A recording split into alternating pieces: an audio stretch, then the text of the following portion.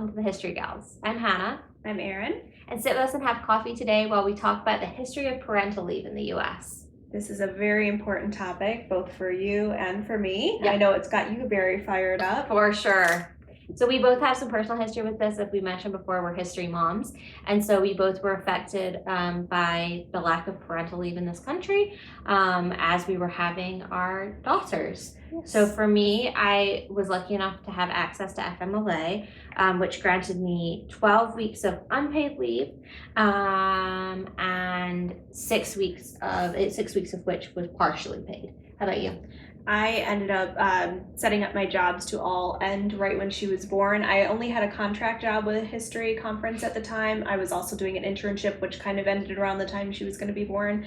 And then the other part-time job I had, I specifically chose to end just before she was born because we knew she was going to be in the hospital for several months after she was born. There was going to be issues that needed me to be at home. So sure. Even if I wasn't, I was so part-timers can get FMLA where I worked, and I think just in general country laws in the US allow for it, but I didn't qualify because I worked only like 2 days a week at most there. So okay. But my husband also was going to get it, but had to change jobs, and because of his change in jobs right before she was born, because of an unforeseen closure with his company, he lost his paid parental leave too. Yeah. So that's one of the things we're going to talk about in today's video is the way that leave in the US is constructed currently. It's very piecemeal if anybody gets it. And then there's this deep tie between employment and leave, right? Mm-hmm. So, and one of the things personally, before we dive into this, that shocked me, my husband also did not have access to much leave. I believe he had 2 weeks with his company, which is really good. But he chose to take some more time off, so he took FMLA. One thing we learned with his FMLA that I didn't realize previously is they cut your health insurance off when you're on FMLA. So we ended up having to pay thousands of dollars out of pocket, which we were not pre-warned of, in medical insurance costs because you're not technically employed during that leave. So that's an important thing that I don't feel like you're well prepared for oftentimes by HR. Just a little side topic, especially when you're taking that leave, usually for medical reasons. Okay, so we're gonna start back in 1919 when there was an international coalition of women who came together in the fallout of World War I. They were seeking better labor standards and better labor laws internationally. So together, they traveled to Europe, many from European countries, or traveled within Europe from European countries and then from overseas. 2 Americans, Mary Anderson and Rose Schneiderman, traveled to lobby for the Maternity Protection Convention. So this called for 12 weeks of paid maternity leave. It also called for free medical care during and after pregnancy, a job guarantee upon return to work, and periodic breaks for nursing to be able to breastfeed, which would have been important at the time. There would have been a lack of good quality formula alternatives, and breast pumps would have been of a very low quality. So they did exist, but this would have been an important aspect of leave for these women. Now, who were they lobbying? So at this time, the International Labor Organization, the ILO, was being set up, and they were doing lobbying work to organizations like the League of Nations and also to individual national governments. They did not have any delegates, any members that were women, so it was an organization of men making these decisions. We love that. Isn't it great? See the little anger emoji popping up over Hannah's head. So good. But these women that we were talking about previously still made the effort to go and lobby and assert their needs and requirements to this body. One of the problems when they went to the ILO to make arguments for paid maternity leave and maternity rights was that there were employer delegates to the ILO. And they made arguments that it was actually in the best health of women to continue working for as long as possible. They found doctors that would back this argument and insisted that it was for the betterment of women to be working whilst heavily pregnant for as long as humanly possible up until giving birth. I mean, I'm not a good example of this because I had 3 jobs that I actually enjoyed. It was by choice that I had 3 jobs that I juggled and grad school all the way up until basically she was born. So I'm not a good example of this because I actually enjoyed working out, but I understand it should definitely be more up to the women in the choice because I know it can get very rough towards the end. I mean, I worked up to 40 weeks. I had my daughter at 41, and I, to a large extent, would have chosen to continue working for a long while. I was also in grad school as well. I would say for me, it got hairy after about 35, 36 weeks. I had some challenges, and I do wish I'd had the opportunity to take a step back at that point. It wasn't financially possible, but it would have been nice to be able to have a break towards the end. So I definitely, I don't think I would agree with those doctors that it's in the interests of all women to Not all women be working right up until they pop. I really love, there was a quote in one of the pieces of literature I read from a Scottish Labour activist, which of course is close to my heart anyway. But her name was Mary MacArthur, and she actually fought back against these doctors, asking them if they would send their own expectant wives pregnant into factories at 9 months. That's the other thing to, I guess, also take into consideration is the difference in jobs people have because I had two sit-down jobs and 1 active on my feet job. So I wasn't also working in a factory where the conditions were not the standards they are today. 12 hours a day on your feet, building munitions potentially. So I love her. She's amazing. So after this lobbying effort, we see through the 20s and 30s and 40s that many countries start to sign up to these standards that the women managed to convince the ILO to or adopt. And so they approach it using their standard approach. By 2018, 33 of 34 members of the OECD, which is the Organization for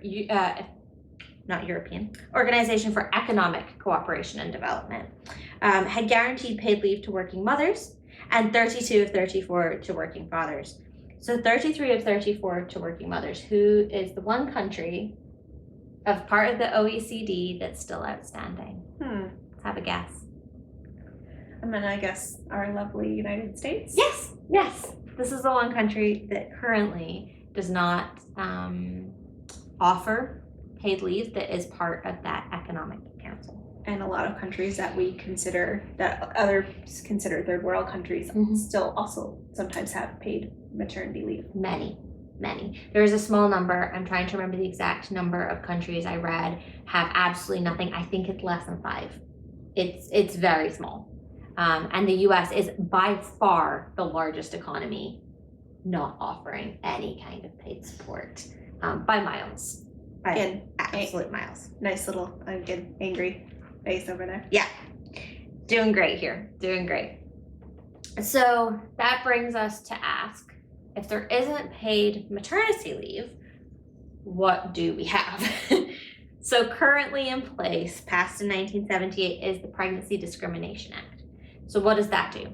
It protects jobs. It means that employers cannot fire pregnant women for being pregnant.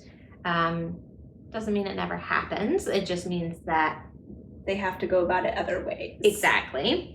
And it also means it protects their rights to a promotion. So if somebody else is being promoted, they can't be held back from a promotion just because they're pregnant. But again, companies can always find ways around these things, but technically there is pregnancy discrimination laws in place. Then as of 1993, there is what I benefited from is the FMLA Act, the Family Medical Leave Act. Which is not just pregnancy stuff. No, it's any kind of family leave, or bonding is technically the way that they phrase it, and healing. And so it can be used if someone adopts a child. It can be used if someone births a child, if someone's partner births a child, but it could also be used if someone fell down the stairs and broke their leg and they needed time off work. Like I used it for after a surgery. So you can use it for a variety of reasons, but it's capped at 12 weeks. It's unpaid. Some people are fortunate enough to have some kind of short-term disability insurance that can pay part or all of the leave that they take. But then again, you're paying into that. And also the other thing is, caveat of that is, you have to have that insurance before, if you're using it for pregnancy, before you're pregnant, or it's a pre-existing condition. Exactly. And at this point, it only covers about 60% of jobs in the US. So there are so many requirements in order for you to qualify for FMLA: how long you've been employed for, the size of the company, I believe the pay rate. I believe you have to be full-time. You don't have to be full-time, I believe, because like I said, I could have gotten at it, but you have to have worked at least a year and then have 1,200 hours within that year. So again, since I was so part-time because I was doing other jobs, I didn't want it to work any extra hours there. I didn't qualify for it. Okay, so we're looking at decent hours qualification then, and yes. So if you're basically normal part-time, it would be pretty easy to hit those hours. Yeah. But then you would have to make sure pregnant that you are hitting them, and it relies on a company being willing to give you those hours, and so there are a lot of caveats. In the absence of a national parental leave policy, some states have passed them on their own. Currently, there are 14 states plus Washington, D.C. and Puerto Rico that have chosen to pass some form of paid parental leave. This is awesome.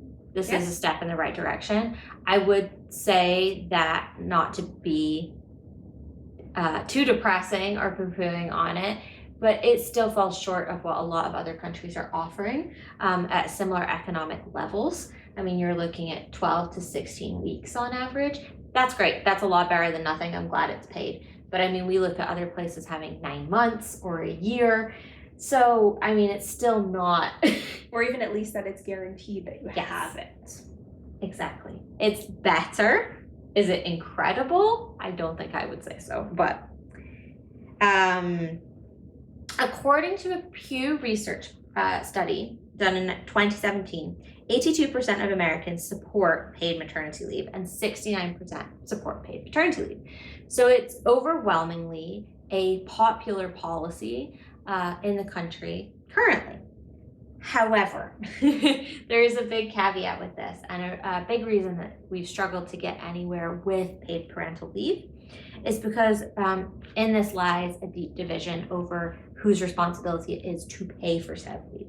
Which is understandable, at least to have that discussion. Sure, yeah, absolutely. So obviously the debate is over, should it be paid for federally? Should it be paid for by the government as a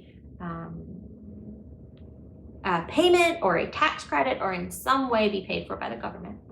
Or should it be paid for by employers? So about 51% of people supported in that 2018 study the federal government mandating employers to pay.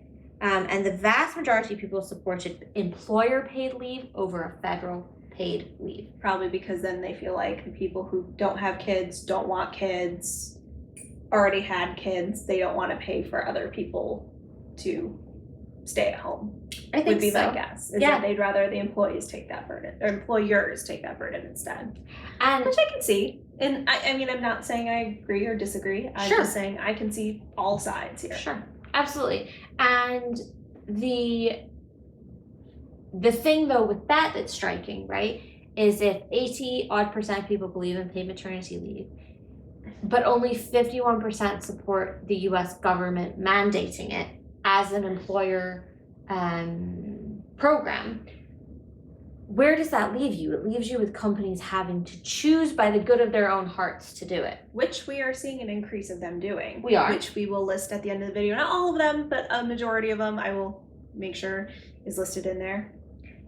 But it did shock me. So I looked at the Bureau of Statistics from this year's Bureau of Labor. Only 27% of private companies currently offer any kind of paid family leave. Really? Yeah. So we're looking at a relatively low amount still choosing to provide some form of paid leave.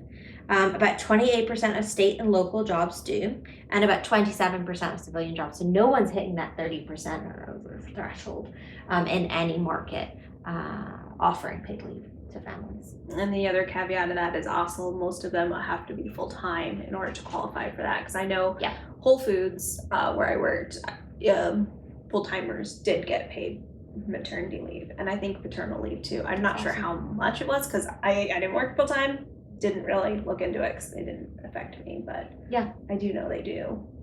That's awesome. That's absolutely awesome. But yeah, I thought that was a really low percentage. It surprised me because I feel like a lot of the companies I looked at, it is becoming increasingly popular. But then perhaps that's because so many jobs are provided by these big companies, and you're talking about lots of small businesses who don't have it in their Capacity and their budgets. Yeah. So what is the rationale behind providing it, other than just humanity, would be met by academics at the Institute of Women's Policy Research. They founded a presidential commission on the status of women all the way back in 1963. The economic benefits to our society and the personal benefits to women and babies. So there have been studies emphasizing the positive effects of having leave all the way back to the 60s.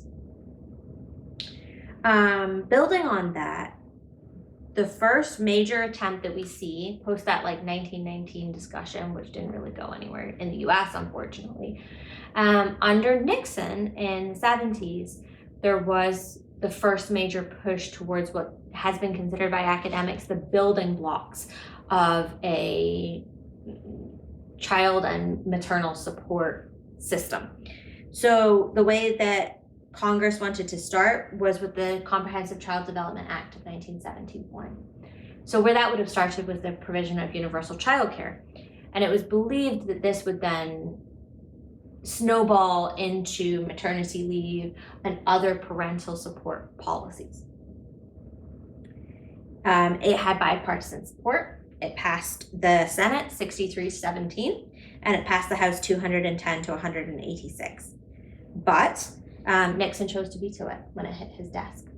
So a famous scholar, Megan Schuller, she said, it's well known that Nixon had staff writers making him a speech, both signing it and vetoing it. So he was weighing it. He was potentially going to let it pass. Do we know why he decided not to? We do. Oh boy. Yes, we do. So he said that it would, I quote, diminish both parental authority and parental involvement with children. How? Well, and how would is he thinking about women going back to work? It Is would where it's going encourage more women to work. Okay, and that would diminish the concept of families. Okay, so it was like the paid leave and being home feels like it would help with. So there wasn't paid leave technically included in this bill. It was primarily for universal child care, but they did think that the next step would have been paid leave. If it had passed, they thought that it would continue on, and there was bipartisan support. So because Nixon decided that women shouldn't want to work and should stay at home in their domestic sphere with the family, we don't have cool family leave policies and all these beautiful things. Also, it made me laugh so hard because when I think of the 70s and 80s and I don't know, my parents grew up in that era. I'm assuming yours were of a similar age to mine. I think of latchkey kids. I think of all of these kids who were going home. This would have provided childcare support through high school for children. It was a young babies all the way through preschool, after school care. So arguably it would have increased, how did he phrase it? Parental involvement. It would have been an extra support system for them to not have to just hand their kid a key and go home. So we've kind of traveled through time. We got through the 70s, the 90s with FMLA, and then started at the very beginning in the 1900s where everything kind of began. So let's travel up to today. Where are we at? So we still don't have paid maternity leave in this country. The most recent efforts to pass a bill were last year with the $325 billion paid family leave program that was proposed by the current administration. There was, in January of this year, so that bill has not passed, There was this year in January a bipartisan bill introduced in the House that would provide for tax credits and other mechanisms to push businesses to provide paid leave. It's unclear exactly how many people that would end up covering, and the scale of the extent that it would have success. But the HR Policy Association thinks that there will likely be a decision on that sometime before the elections in November. So it's possible we may see some changes this year. It doesn't sound like they're massive sweeping changes. Certainly not hundreds of billions of dollars for federal paid leave. I will take small steps. But steps are steps. We've not taken any major steps in a very long time. So we'll take it. But it's not too shocking, I don't think, given this whole discussion that we've had, that all that really does is take baby steps forward. It doesn't reach the calls of the 1919 lobbyists. It doesn't even really meet the goals of what they were hoping to achieve in the 70s. So we are certainly not close to being at any kind of level of the other economic nations that are providing leave of a similar national GDP and income, which is kind of depressing. A little bit. But like you said, progress is progress. So we will take anything. But I think it is useful when we're having these modern day discussions to take that trip back in time and understand really where the roots of this discussion are coming from. Maybe even to set our expectations on what should be achievable. Like, there were some really lofty aspirations, and I don't know, I'm all one for aiming high, but probably should be realistic, right? No, you aim high, the rest of us will get it to the point where it can be. I hope so. I hope there Someone are changes. has to aim high, right? Yeah, it's gonna be me. I'm just gonna set my dreams up high. But yeah, so thank you for joining us to have a little Thank you for that wonderful discussion. journey Anna. through. Of course. All right, thank you. Hope you enjoyed your cups of coffee with us, and have a great day. Have a wonderful one.